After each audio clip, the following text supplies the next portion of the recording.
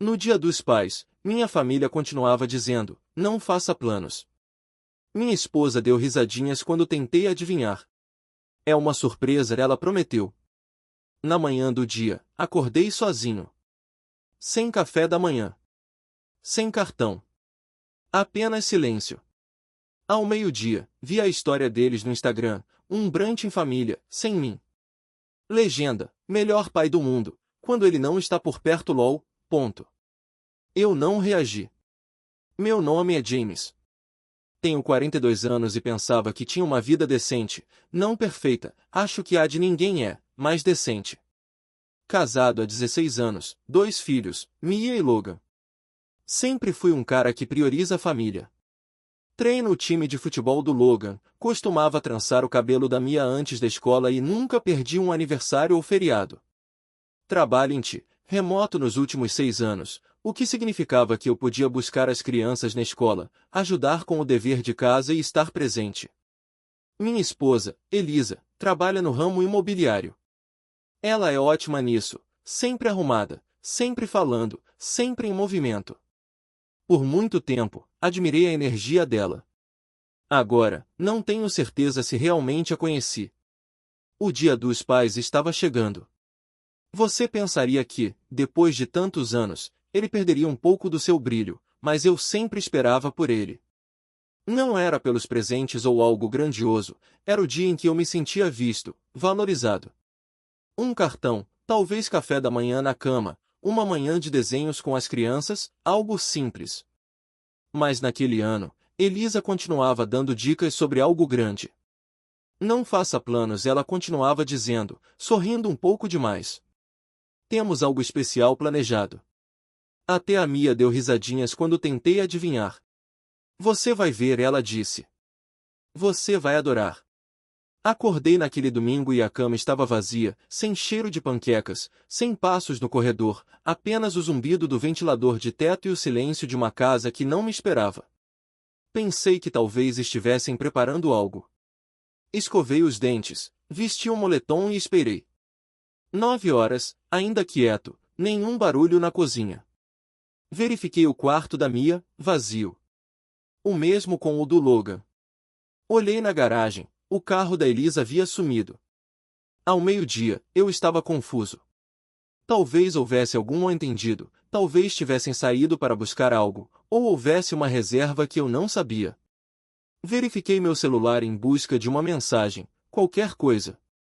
Nada. Então abri o Instagram. Foi aí que tudo mudou. Uma história da Mia, um bumerangue de uma mimosa brindando com um copo de suco de laranja, depois uma panorâmica lenta sobre uma mesa de restaurante, Elisa, Mia, Logan e a irmã dela, Tasha, todos sorrindo, rindo. A legenda me atingiu como um soco no estômago, melhor pai do mundo quando ele não está por perto lol. Eu nem soube como reagir. Só fiquei olhando para a tela. Meu cérebro tentava processar o que eu estava vendo, mas meu peito já estava à frente, apertando, queimando. Era uma piada, uma pegadinha? Eu não fui convidado? Não mandei mensagem, não liguei. Só fiquei lá, com o celular na mão, ainda de moletom, o mesmo que a Mia me deu no Natal passado. Esperei e esperei. Nada. O resto do dia foi um borrão. Lembro de esquentar uma sobra de macarrão, sentar na varanda com o cachorro, ver o céu escurecer e me perguntar se eles voltariam para casa naquela noite.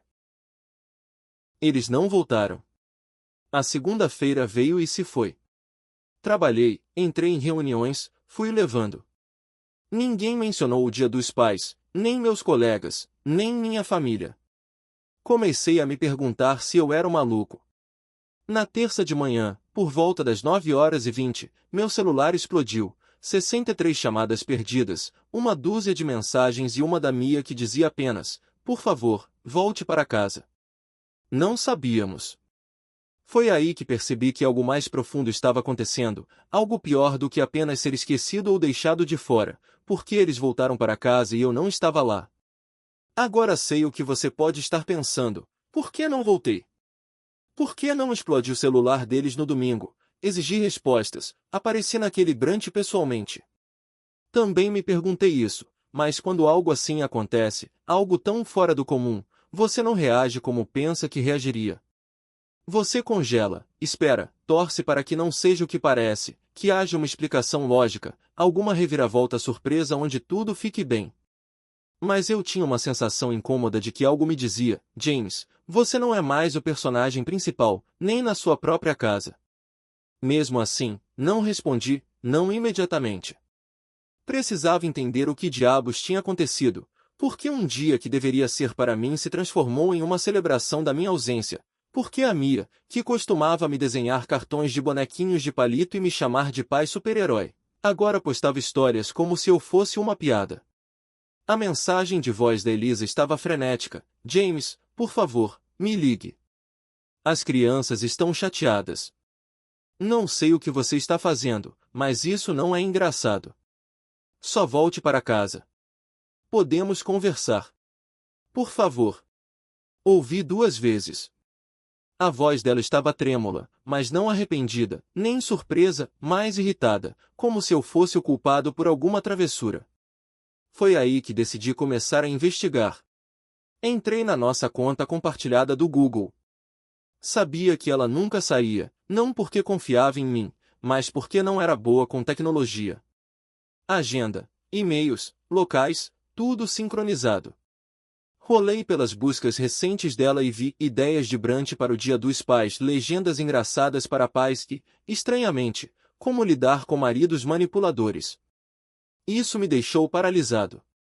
Depois, em seus e-mails, uma troca de mensagens com a irmã dela, assunto, planos para o domingo. Cliquei para abrir. Lá estava, só garanta que o James não descubra, tinha escrito. A resposta da Elisa, ele não vai. Eu disse que é uma surpresa. Assim podemos ter um brunch tranquilo, para variar. Ele provavelmente vai gostar do silêncio. Brunch tranquilo.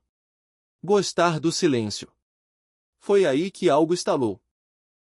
Todos esses anos, pensei que era valorizado, talvez não celebrado, não estava atrás de paradas, mas ao menos respeitado. Mas ser deixado para trás, enganado e depois ridicularizado online, isso era outra coisa completamente diferente. Era crueldade premeditada. Não respondi às mensagens, não liguei de volta. Comecei a repassar cada detalhe que ignorei no último ano, as sessões noturnas que duravam horas, o Logan começando a chamar o marido da Tasha de tio Mark com mais carinho do que a mim, a Mia começando a revirar os olhos quando eu pedia para passar um tempo juntos, a Elisa suspirando quando eu falava sobre o trabalho, como se eu a estivesse entediando. Comecei a ver tudo de forma diferente, não como momentos isolados, mas como peças de um quebra-cabeça maior que eu me recusava a olhar. Verifiquei as câmeras de segurança. Instalamos há 2 anos, depois de um susto com invasão. Elisa tinha acesso a elas, mas raramente usava. Puxei as imagens da manhã de domingo, às 7h46. Vi todos eles entrando no carro, Mia com um vestido rosa, Logan com uma camisa abotoada e calça caque, Elisa de salto, rindo. Ela olhou de relance para a porta da frente, onde eu ainda estava dormindo, e disse algo. Não consegui ouvir. Os 3 riram, depois foram embora. Eles não apenas me deixaram, eles riram. E por quê? Por uma piada, um descanso, uma foto? Naquela noite, arrumei uma mala, laptop, carregadores, roupas para uma semana. Não deixei um bilhete, sabia que notariam logo. Fiz check em um hotel do outro lado da cidade, nada chique, apenas um lugar com Wi-Fi funcionando e lençóis limpos. Precisava de espaço, de tempo, mas, mais do que isso, de um plano, porque algo em mim havia mudado, algo que eu não conseguia mais ignorar. Não ia deixar isso passar. Não ia mais fazer papel de bobo e não ia voltar para casa, ainda não até decidir que tipo de tempestade eu levaria comigo. Na primeira noite no hotel, mal dormi, não porque a cama fosse desconfortável, estava boa, melhor do que o sofá-cama que eu usava nas festas do pijama do Logan. Mas porque meu cérebro não desligava. Fiquei lá, olhando para o teto, minha mente pulando entre lembranças como um slideshow quebrado, manhãs de Natal, jogos de futebol, A feira de ciências da Mia, noites na varanda com a Elisa quando as crianças eram pequenas, apenas tomando café e conversando sobre sonhos. Mas agora, essas mesmas lembranças pareciam distorcidas, como se alguém tivesse rabiscado por cima com tinta vermelha. Continuei repassando aquela história do Brant na minha cabeça, as risadas, a mimosa, aquela legenda, melhor pai do mundo quando ele não está por perto LOL. Aquela palavra LOL ficou se repetindo na minha cabeça como uma música ruim. Era casual, indiferente, como se eu fosse algum personagem de sitcom que eles pudessem rir. Mas eu não era. Eu era o cara que pagava a hipoteca, consertava a pia vazando, ajudava com o dever de casa de álgebra, abria mão de oportunidades de trabalho para ficar mais em casa. E, aparentemente, nada disso significou algo. Na terça noite, finalmente mandei uma mensagem para a Mia, apenas 2 palavras, eu vi. Ela leu quase imediatamente. Então a bolinha de digitação apareceu e sumiu, reapareceu, sumiu de novo. Esperei, coração acelerado, mas nenhuma resposta veio, apenas silêncio. Estava na metade de um hambúrguer quando meu celular acendeu. Dessa vez era o Logan. Pai, você está bravo? Bravo nem era a palavra. Não estava bravo, como quando alguém fecha você no trânsito. Estava arrasado, vazio. Mas não queria colocar isso em cima de um menino de 11 anos. Estou bem, respondi. Vamos conversar em breve. Ele mandou um emoji de joinha. Isso doeu mais do que deveria. Até quarta-feira, a Elisa tinha rastreado o hotel. Não sei como, talvez tenha verificado meu último cartão de crédito, talvez tenha adivinhado. Ela ligou para a recepção e passaram a ligação para o meu quarto. Não atendi. Ela deixou uma mensagem de voz, dessa vez mais controlada. James, isso está ficando ridículo. As crianças estão preocupadas. Você está fazendo tempestade em copo d'água. Podemos, por favor, conversar como adultos? Volte para casa. Vamos esclarecer as coisas. Como adultos que me deixam de lado em um feriado e postam sobre isso publicamente. Não respondi. Em vez disso, fui trabalhar. Não estava mais apenas sentado. Comecei a juntar as peças. Primeiro, fiz uma cópia de todos os arquivos financeiros que tínhamos, contas bancárias, cartões de crédito, hipoteca, contas de investimento. Elisa cuidava da maioria das nossas finanças, ela insistiu, disse que era melhor com números. Confiei nela, mas agora queria ver tudo. E vi. Havia cobranças estranhas, pagamentos para nomes que eu não reconhecia, um depósito de aluguel pago integralmente em outra cidade, cobranças semanais de almoço de um restaurante longe das listagens habituais dela. Meu estômago revirou. Depois, vasculhei nosso Dropbox compartilhado. Anos atrás, usávamos para fotos de família, planos de viagem, planilhas de orçamento. Ela ainda usava ocasionalmente, provavelmente esqueceu que eu tinha acesso. Enterrado em uma subpasta estava um documento chamado Plano B. Abri, coração acelerado. Era uma lista, bem detalhada, visita ao novo apartamento, ok consulta com advogado agendada, ok estimativa de divisão de conta conjunta, o que fazer se o James resistir, Tasha pode falar com ele, manter as crianças neutras, não compartilhar demais. Só fiquei lá por um longo tempo, olhando para aquilo. Se o James resistir como se eu fosse um obstáculo, como se eu fosse uma coisa a ser gerenciada, não uma pessoa, não o marido dela, não o pai deles. Isso não era apenas um Brant, era um plano de fuga. E foi aí que o peso da situação realmente me atingiu. Eles não me esqueceram, me excluíram de propósito para testar as águas, ver como a vida seria sem mim. E talvez, se eu não tivesse visto o Instagram, eles teriam continuado como se nada tivesse acontecido, deixado o plano se desenrolar nos termos deles, silencioso, organizado, controlado. Mas agora a bola estava comigo. Passei o resto daquela quarta-feira para organizar as coisas. Marquei consultas, liguei para um amigo que trabalhava com direito de família, aluguei uma caixa postal, abri uma conta bancária separada. Não estava planejando incendiar a casa, ainda não. Mas estava garantindo que, se a Elisa quisesse guerra, ela não seria a única segurando o fósforo. Na quinta de manhã, recebi um e-mail da escola. A Mia tinha faltado a 2 aulas, o Logan tinha sido liberado mais cedo. Meu palpite, Elisa tentando suavizar as coisas, pintar isso como o papai está tendo um momento.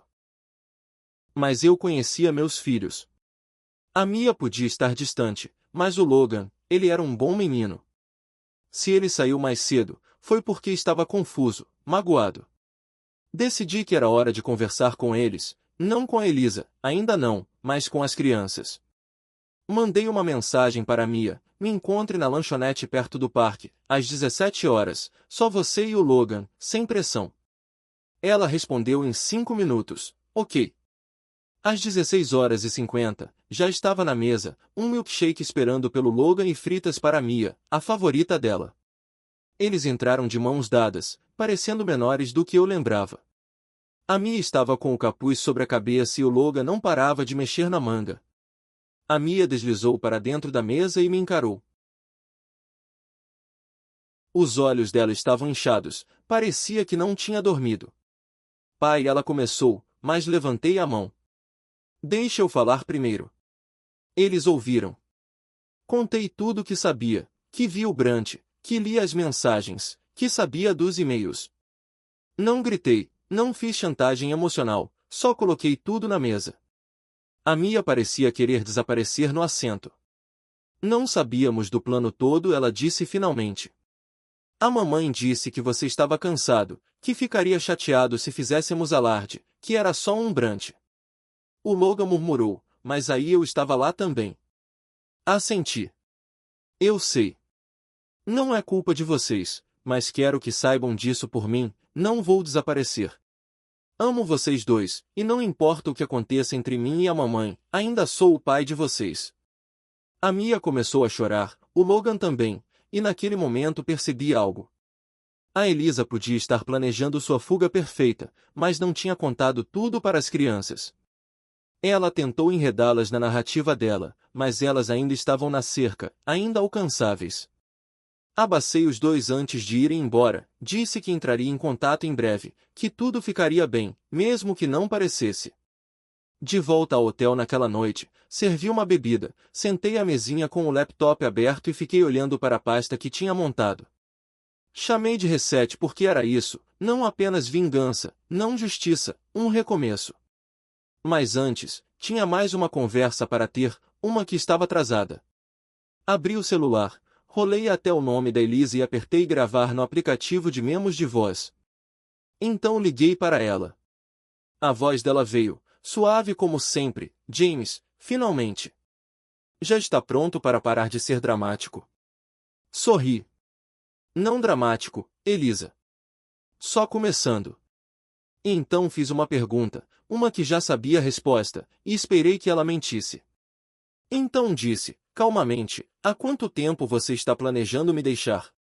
O silêncio que se seguiu foi denso, nenhuma respiração, nenhum movimento, apenas o zumbido baixo da tensão vibrando pela linha. Então, finalmente, ela respondeu: o quê?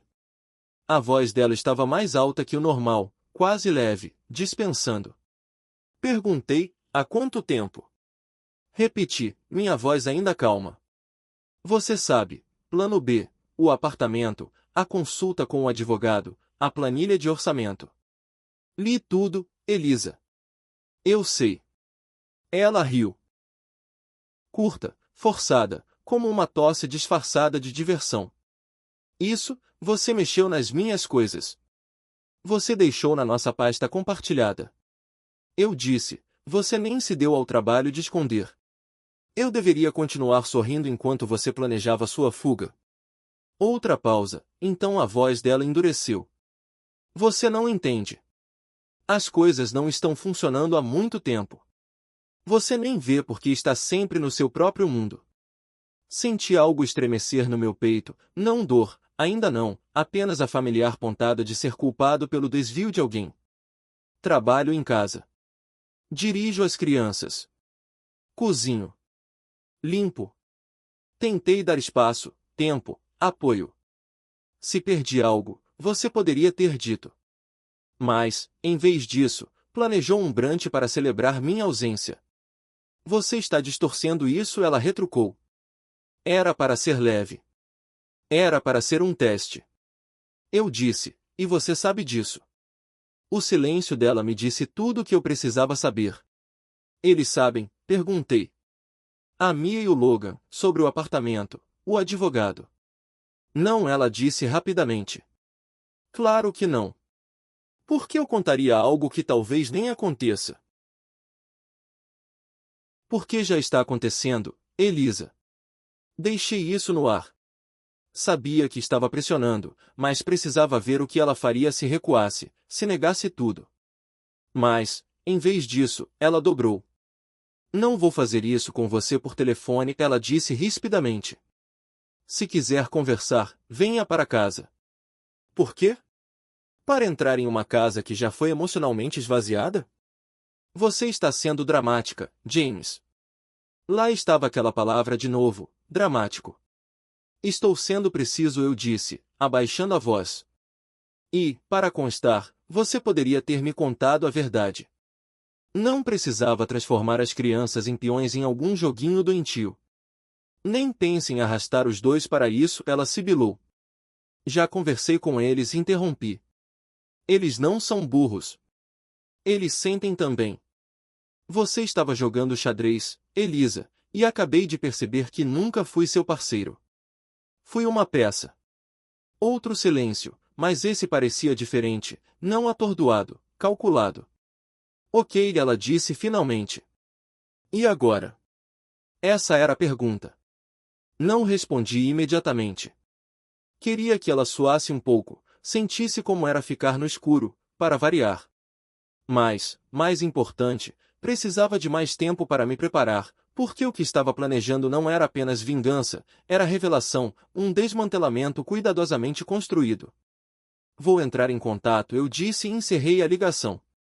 Fiquei lá por um momento, deixando o silêncio preencher o espaço onde a voz dela estivera. Meu coração estava acelerado, mas minha mente estava mais clara do que em semanas. Não ia destruí-la e expor a versão de si mesma que ela trabalhou tanto para vender para mim, para as crianças, para o mundo, e deixar a verdade falar por si só. Naquela noite, liguei para o Darren, meu amigo advogado. Fomos colegas de faculdade, perdemos contato e reatamos no ano passado quando a firma dele ajudou com alguns contratos de conformidade tecnológica. Não contei tudo para ele. Ainda não, apenas o básico. A Elisa está planejando algo. Encontrei documentação. Preciso me proteger e proteger as crianças. Ele não perguntou por que não fui até ele antes, apenas disse, vamos nos encontrar na sexta. Vou preparar a papelada. Traga tudo o que você tem. Isso me deu 2 dias para terminar o que comecei. Na manhã seguinte, fui ao nosso cofre, algo que a Elisa provavelmente esqueceu que existia. Dentro estavam documentos antigos, apólices de seguro, drives de backup, importante, a escritura original da casa. Fiz cópias de tudo, depois fui ao banco congelar a conta poupança conjunta, não esvaziar, apenas congelar. Não queria arruiná-la financeiramente, só queria deixar muito claro que não era o bobo passivo que ela pensava que eu era, que o homem que ela deixou para trás no dia dos pais não era o mesmo com quem estava lidando agora. Quando voltei ao hotel, havia uma carta embaixo da porta. James, por favor. Precisamos conversar. As crianças estão assustadas. Não sei o que você está fazendo, mas ainda somos uma família. Vamos para casa. Vou explicar tudo. Não era manuscrita, estava impressa. Aquele pequeno detalhe me disse mais do que as palavras. Ela ainda achava que isso era controle de danos, que eu poderia ser acalmado, que um sorriso caloroso e algumas lágrimas poderiam suavizar semanas, talvez meses, de manipulação. Ela não percebeu ainda que a história tinha mudado. Então fiz algo que ela nunca esperaria, escrevi minha própria carta, não para ela, mas para as crianças. Escrevi sobre o quanto as amava, que ainda era o pai delas, que não estava fugindo, mas escolhendo lutar de forma diferente. Expliquei, em termos apropriados para a idade, que às vezes adultos mentem, até os que confiamos, e que, quando fazem isso, não pagamos com mais silêncio. Falamos, ficamos firmes, protegemos o que importa. Disse que nunca pediria para escolherem lados, que sabia que amavam a mãe e que tudo bem. Mas também disse que não seria um fantasma na vida delas, nem por mais um dia. E então mandei a carta, não por e-mail, não por mensagem, mas pelo correio, tangível, algo que pudessem segurar, algo real. Eu tinha acabado com as ilusões. Naquela noite, passei pelos últimos arquivos digitais, mensagens de voz antigas, capturas de tela, anotações de calendário, pequenas evidências que mostravam há quanto tempo eu estava vivendo em uma casa onde a porta já estava se fechando silenciosamente atrás de mim. Quando a manhã de sexta chegou, estava pronto. Fui ao escritório do Darren com um pendrive, 2 pastas e uma lista de perguntas, guarda legal, separação financeira, arranjos de emergência. Queria ser minucioso, não por vingança, pelas minhas crianças, para que nunca precisassem se perguntar quem lutou por elas. No meio da reunião, meu celular vibrou, uma nova postagem no Instagram da Elisa. Era uma foto dela e das crianças sorrindo, uma foto antiga. A legenda dizia: algumas pessoas partem seu coração e ainda esperam que você as ame. E foi aí que percebi que ela tinha começado a contar a versão dela da história publicamente antes que a verdade pudesse alcançá-la. Mas ela calculou mal uma coisa: eu não estava mais reagindo, estava me preparando. E, quando terminasse, todos saberiam quem ela realmente era. Esperei exatamente uma semana, não porque estava inseguro, não estava, mas porque vingança, vingança de verdade, não vem da raiva, vem da clareza, da precisão. Queria que a Elisa se sentasse com as escolhas dela, assistisse a narrativa dela girar, sentisse que tinha vantagem. Foi isso que tornou o que veio a seguir muito mais satisfatório. Começou com a verdade. Publiquei uma carta, não nas redes sociais, não ia jogar o jogo dela no campo dela, mas no fórum da vizinhança, no quadro de avisos da escola e, sim, uma mensagem privada enviada para cada membro da família de ambos os lados. Mantive calmo, maduro, apenas fatos. Contei o que aconteceu no Dia dos Pais, sem drama, sem floreios, apenas que acordei sozinho e, enquanto minha família sorria sobre panquecas e mimosas, fiquei em casa me perguntando o que tinha feito de errado. Mencionei a história do Instagram, a legenda, o silêncio e como, quando pedi honestidade, o que recebi foi um rastro digital de traição, um plano documentado para me substituir, seguir em frente sem me confrontar como adulto, como parceiro. Não xinguei, não amaldiçoei, mas deixei claro que não estava desaparecendo, não estava encolhendo, não era o vilão. Então veio a segunda parte do plano. Legal. O Darren me ajudou a redigir os papéis, separação, guarda, uma divisão financeira que refletia meus anos de contribuição, não apenas a renda, mas o tempo, o trabalho não remunerado, o treino, os projetos de ciências noturnos, as visitas ao hospital, a âncora emocional que fui enquanto a Elisa corria para mostrar imóveis e sorrir para estranhos. Entregamos os papéis durante uma das visitas dela. Um mensageiro entrou direto, disse o nome dela e entregou o envelope enquanto ela estava em uma sala ensolarada na frente de um jovem casal procurando comprar a primeira casa. Poético. Depois disso, tudo desmoronou rapidamente. Ela tentou fazer controle de danos, entrou em contato com amigos, disse que eu estava sendo vingativo, emocionalmente instável, até manipulador. Mas, até então, já era tarde demais. Os recibos estavam por toda parte. O plano B dela não era apenas um segredo ruim, era um esboço de negligência emocional calculada. As pessoas começaram a se afastar. Amigos com quem convivíamos há anos pararam de responder às mensagens dela. A irmã dela, Tasha, que antes estava presunçosa o suficiente para rir junto no brunch, discretamente fez uma viagem fora do estado e não voltou por 3 semanas. Acho que ela percebeu que estava na zona de impacto. A Mia e o Logan ficaram comigo na maior parte daquele primeiro mês, não porque pedi, mas porque escolheram. E essa foi a gota d'água na narrativa da Elisa. Ela não podia se pintar como estável se as crianças continuavam fazendo as malas e pedindo para voltar para o pai. E eu? Reconstruí, não rapidamente, não perfeitamente, mas parei de viver como um fantasma na minha própria história. Assinei um novo contrato de aluguel em uma casa próxima, menor, mais aconchegante. Deixei a Mia decorar o quarto dela como quisesse. O Logan ganhou uma cama beliche e estrelas que brilham no escuro. Fazíamos waffles aos sábados. Comecei a escrever um diário, voltei à academia, ri de novo e disse a verdade para as crianças, gentilmente, mas com honestidade, que amor não significa deixar alguém passar por cima de você, que respeito é recíproco e que ser pai, um pai de verdade, significa estar presente mesmo quando dói. A Elisa e eu finalizamos o divórcio 6 meses depois. Ela não lutou muito no final. Acho que sabia que a imagem tinha rachado e nenhuma quantidade de filtros poderia consertar.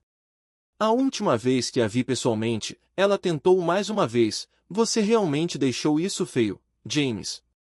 Olhei diretamente nos olhos dela. Não, eu disse. Você deixou. Eu só parei de limpar suas bagunças. Ela não respondeu, apenas ficou lá, lábios apertados, enquanto eu me afastava com meus filhos. E, enquanto fechava a porta atrás de mim, percebi algo que gostaria de ter sabido antes. Às vezes, ser a pessoa maior significa saber quando parar de carregar quem nunca esteve caminhando ao seu lado, para começo de conversa. Esse foi o dia em que finalmente voltei para casa, de verdade.